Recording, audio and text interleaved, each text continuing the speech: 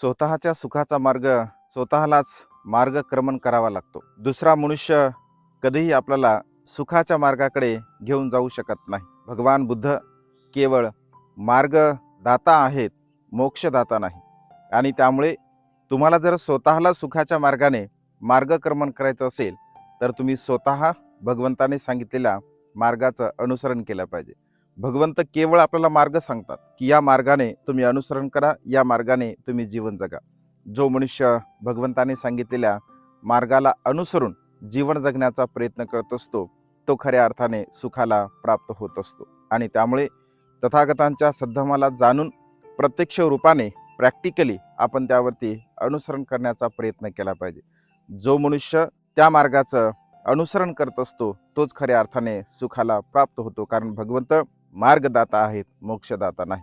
आणि त्यामुळे आपण आपल्या स्वतःचा मार्ग स्वतः मार्गक्रमण करून सुखाच्या मार्गाने जीवन जगण्याचा प्रयत्न करावा. नमो बुद्धाय. जय भीम.